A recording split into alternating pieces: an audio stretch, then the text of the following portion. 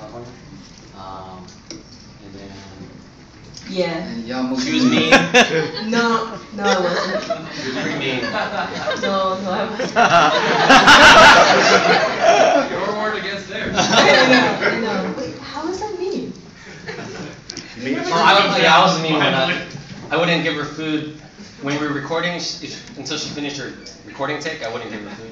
And she's the mean one? I'd give her some gummy bears every now and then. One gummy bear verse. But she was scary. That's right. She was Starving artist. She had big red pants when I put them. That's not a lie. What brought you together?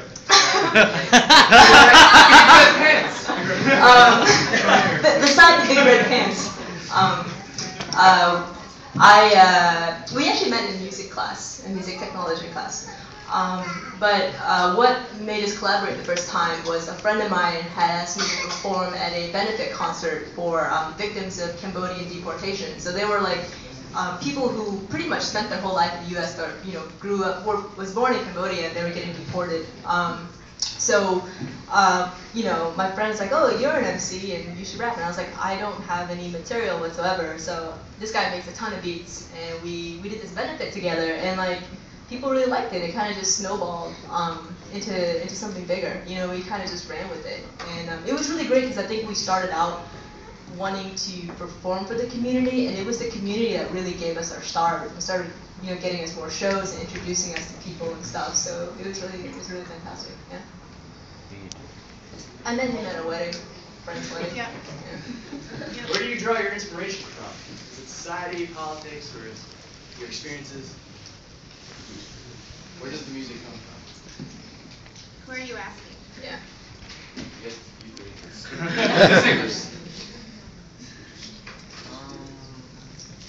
I think most of our tunes came from the music itself. So there's a melody or a groove that one of us or one of our friends writes, and then from there ideas come. So it comes from the music itself. I don't want to mispronounce any names, so the lady in the back. Now, how many of those? I mean, I read the bio. It said that you were one of the co-designers for an electric that thing. This is the only world's only electric kumungo. Wow.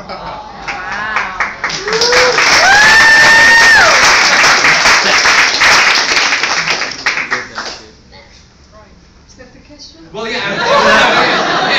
I was reading the thing. And I was like, wait, co-designed one. I'm looking. And I saw wires coming out. I was like, hold on a second. Is that the one? And so, wow, it apparently is. If you see the traditional one, it has 6 strings.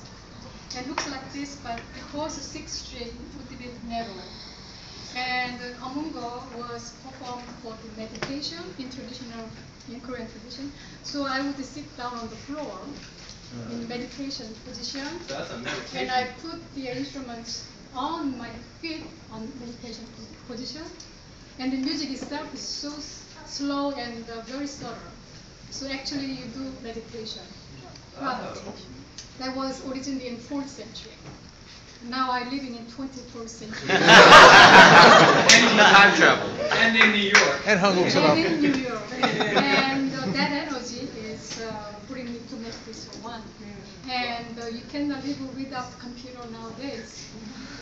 So this one also has a computer. And when I sit on the floor with a acoustic, I'm basically my mind, everything about meditation, my feet is now available. Now I'm sitting on the chair and I'm using my feet too. Here.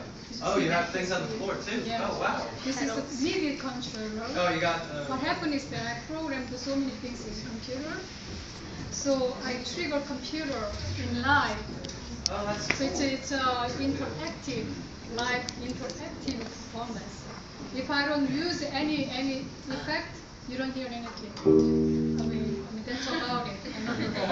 But I'm using constantly. There's a lot of things. I'll just give you a few.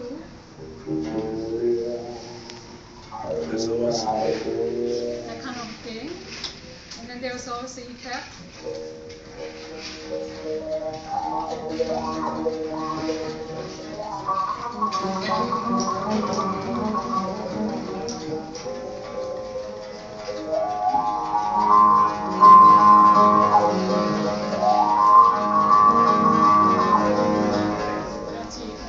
a delay. Then I go on and on and on. For instance, you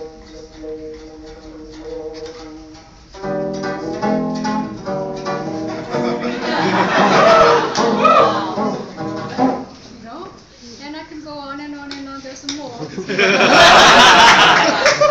There it is. I'm wondering where that came from. Then of course, if I'm tired of this tone, then I can let computer play, not me.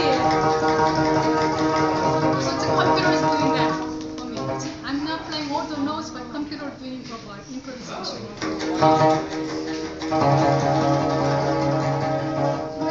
And then of course, this is another one you heard.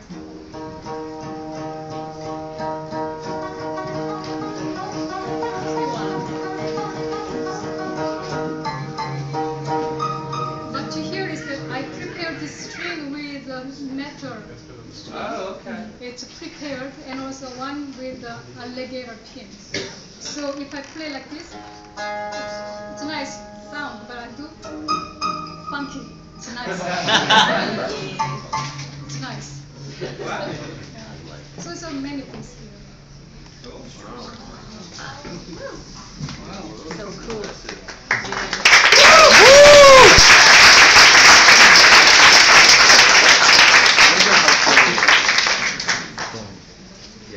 Any other questions? Okay. Well, thank you. Oh. How much does it weigh? Wait, I think it's a lighter than me though. It's actually, it's not so light, but I think I'm lighter than myself.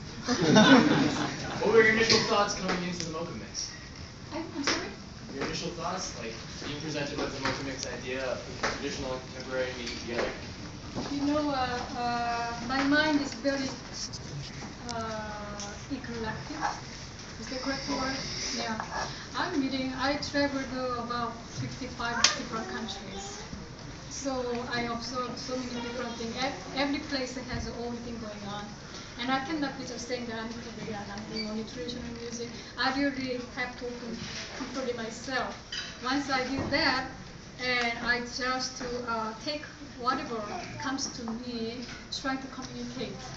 So that's why I had no idea what I'm going to do today, really. But then because I'm listening to what they are doing, so I end up trying to communicate somehow, and that's what you heard. And that's my mission as an artist. I like to communicate with any kind of people in the world. That is my mission.